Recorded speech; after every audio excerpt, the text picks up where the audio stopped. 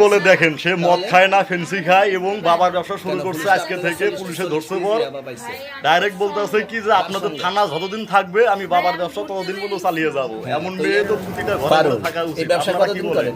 একটু ভিডিওটা দেখেন, ভালো লাগলে লাইক কমেন্ট করবেন আজকে থেকে শুরু। এবং আমার চ্যানেলটা এরকম ভিডিও আর কতদিন চলবে, এরকম কতদিন চলবে না এই রবিবার ব্যবসা? থেকে তোদের এই থানা থাকবে, যতদিন এই থানা থাকবে, আমাদের মতন মানুষ থাকবে। ততদিন ব্যবসা চলবে। আপনারা চালাচ্ছেন বিদায় তো চলবে। আচ্ছা ঠিক। আমার বাপের জন্মে কেউ হয় নাই, আমার জাত গোষ্ঠীতে কেউ হয় নাই। এখন এই মালগুলো আসলে কার?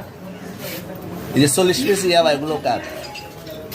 এনাদেরকে জিজ্ঞেস করেন, আমি কি তো পাইছে তো আপনাকে সহ, গাড়ি সহ, আপনার সঙ্গী সহ। আপনার আরে সঙ্গী ভাই, পাইলেই কি আমার নাকি? আজব আপনার তো সঙ্গে- আপনারা আপনার- আজব আজব প্রশ্ন করতেছেন কি লিগা? ইয়াবা পাইছে মানে কি আমার? ইয়াবা কার হ্যাঁ? তাহলে? গাড়ি কার? ইয়াবা আমার না, ও কিনছে, ও খাইছে। ওর নাম আমি কি? ওর নাম শুনেন একটা কথা বলি, আমি জাস্ট ওর ফ্রেন্ড, তাই বললে আমি এই পর্যন্ত আসি, থানায় পাড়া দিছি, আমি ওইখান থেকে চলে যেতে পারতাম। আমি একজন আর্টিস্ট, ওকে, আমার ডান্সার, আমার সবকিছু আছে।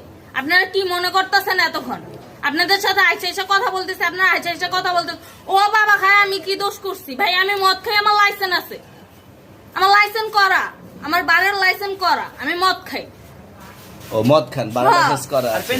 পেন্সিলটা কে? না, এগুলো কোনো কিছুতে আমি আসক্ত না। আপনার সঙ্গীর নাম কি? জাস্ট আমি ট্যুর দিতে আইছি। সঙ্গীর নাম ভাই কি? ট্যুর দিতে আইসা যে আপনাদের এখানে যে এরকম মানে কেচালে খাইছা যে আমি বারবার বলতেছি যে আমি মাদকে আসক্ত না, তবু আপনারা জোর পূর্বক আমারে খালি ঠুসাইতাছেন ওই রাইতে